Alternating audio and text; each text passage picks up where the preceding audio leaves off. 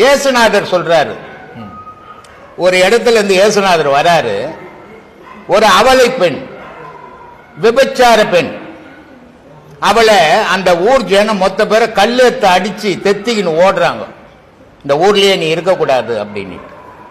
அப்போ அவளால தப்பிக்க முடியாம அழுதுகின்னு ஓடும் போது எதிர இயேசுநாதர் வராரு. அவருடைய காலடியில விழுந்து அவருடைய கண்ணீர் அவர் காலில் விழுது. அவர் தூக்கி சொல்றாரு, என்னம்மா விஷயம்ன்றாரு. இது மாதிரி எல்லாரும் என்ன கல்லில் அடிக்கிறாங்க, நான் தாழ்ந்தவன், என்ன வாழ தகுதியற்றவன் சொல்லி கல்லால் அடிக்கிறாங்க அப்படின்னு அந்த அம்மா சொல்றாங்க. இயேசுநாதர் கல்லெத்து அடிக்கிறவங்களை கேட்கிறாரு, ஏன்பா அந்த அம்மாவை கல்லெத்து அடிக்கிறீங்க, என்ன தவறு செய்தாங்க அப்படின்னு இயேசுநாதர் கேட்கிறார். அப்போ அந்த மக்கள் சொல்றாங்க, அவ தகுதியற்றவோ, அவ ஒரு விபச்சாரி அப்படின்னுட்டு இந்த மக்கள் எல்லாம் சொல்றாங்க. சரிப்பா, அவ விபச்சாரி, யாரு அவகிட்ட உடல் உறவு கொள்ளலையோ அவங்க கல்லால் அடிங்க அப்படின்றார். அப்போ இந்த கல்லால் அடிச்சவன் அத்தனை பேரும் அவகிட்ட உடல் உறவு கொண்டவன் தான், முட்டாள்கள் தான், எல்லாம் திருப்பிக்கின்னு போயிடுறான். அப்ப சொல்றாரு, யார் உயர்ந்தவன்? ஒரு விபச்சாரி உயர்ந்தவனா? விபச்சாரின்னு சொன்ன நீ உயர்ந்தவனா? விபச்சாரி உயர்ந்தவனான்றார் இயேசுநாதர்.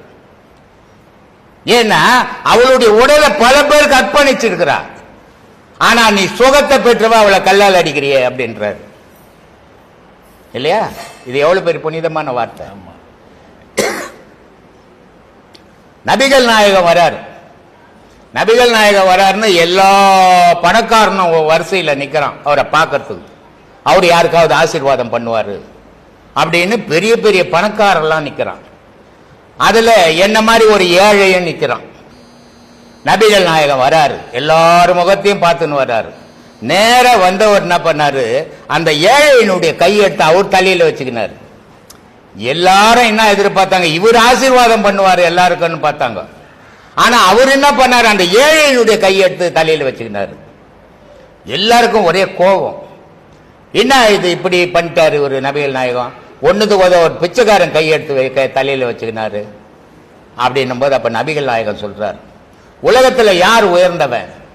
நீ பணக்காரன் உயர்ந்தவனா? இல்லப்பா, ஒரு உழைப்பாளி உயர்ந்தவன்டா, அவன் உழைச்சி சாப்பிடுவான், அவன் உன்னை விட உயர்ந்தவன்டான்றார் இல்லையா?